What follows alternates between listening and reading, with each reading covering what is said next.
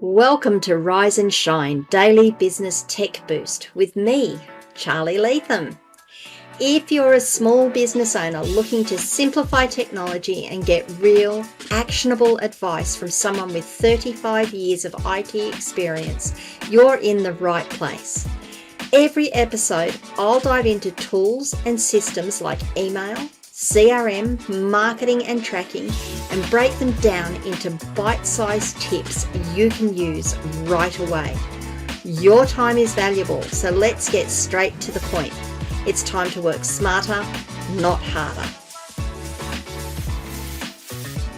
Rise and shine, it's your daily dose of business tech inspiration with me, Charly Leetham. Episode number 373. We are going to be talking about protecting our business's digital assets. Now, I have done variations of this over the last few weeks, and I'm going to keep doing variations of this over the coming few weeks. It's really important we understand what we have to protect and how we're going to protect it. So let me just start with, to protect your business's digital assets, you need to have a policy. You need to understand what your digital assets are, what the critical digital assets are, and what the not so critical digital assets are. You need to create an asset register that includes these assets. We've got asset registers for it. Well, we should have asset registers for the physical things within our business. We should have an asset register for our digital assets. So now, when we're talking about digital assets, what are we talking about? We're talking about our logos. We're talking about intellectual property. We're talking about customer data. We're talking about proprietary software. We're talking about software or applications or scripts we might have created for ourselves. So you need to create yourself an inventory of your digital assets, and then once you've got that, classify them by sensitivity and value. I'm going to go one step further on that and say perhaps even try to group them into groups of assets, and I'll explain why I think grouping them will be useful as we move forward. Then you need to determine how you're going to protect them. Most of our data these days is either in the cloud or on a network attached storage device. It might be on our computer. It's typically on a hard drive somewhere. And we need to work out how we protect those assets and still are able to do the business that our business is in. Who needs access to them? How do they need access to them? When do they need access to them? So by protecting our data, you've got to take that inventory register. You then need to go through each item on that inventory register and decide who needs access to it. Now, is that a group of users needs access to it? Is it a single user needs access to it? Is it a subset of a group of users that needs access to it, which might just make it a group of users all on its own? Need to make that determination. And that's why I think also it's not just grouping your users together into groups of people, it's also grouping your assets together into groups of assets and saying, well, this type of asset, these are the types of people that need to access it. And then you can maybe drill down and become very granular in who gets access to what part of that asset group.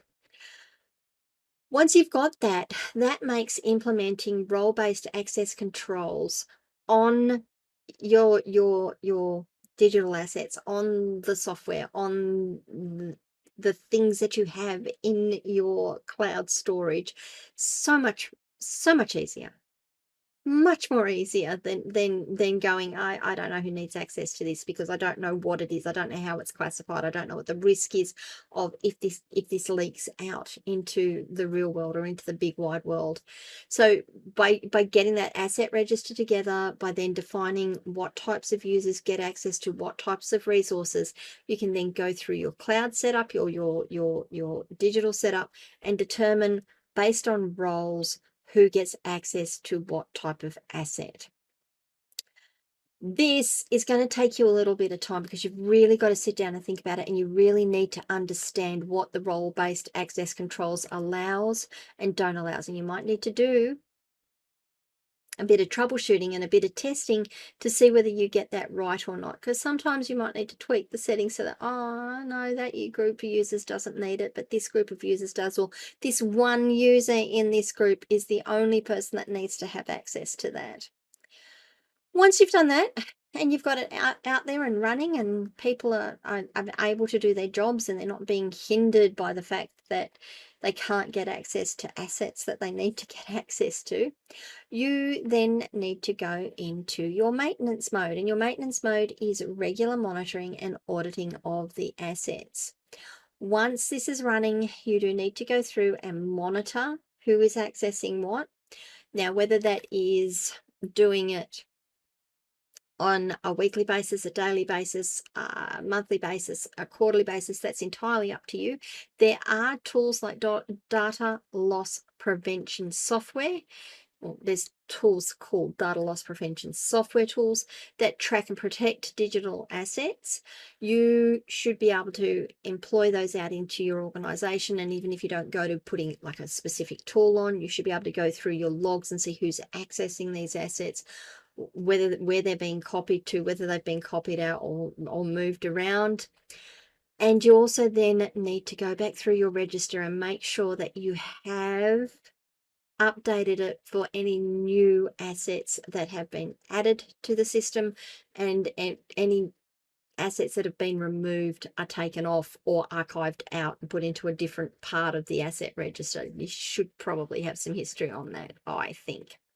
Alrighty, so protecting your business's digital assets isn't really just a case of throwing everything on the hard drive or up into your cloud storage and going, yeah, I will just apply that set of security to it.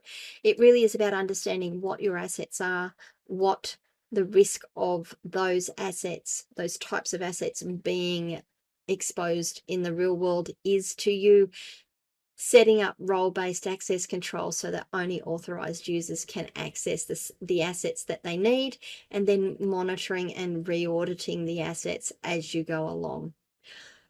Has this raised any questions for you guys? It's a bit of a gloss over because there's a lot of ways of doing it. Can be quite in-depth. It does sometimes require a little bit of trial and error to make sure you get that access control right. If there are questions, I would love to hear them. Please leave them in the comments wherever you are watching or listening to this video. You can come and join me on our locals community, askcharlyleetham.locals.com, and join the conversation there. You can send me a DM on any of our social media channels and I'll respond to you eventually. If you can also please remember to like this video, subscribe to the channel, ring the notification bells so you find out when I drop more content. That would be fantastic. And I will be back tomorrow and we're going to go back through incident response plans in cybersecurity. See you all tomorrow. Bye.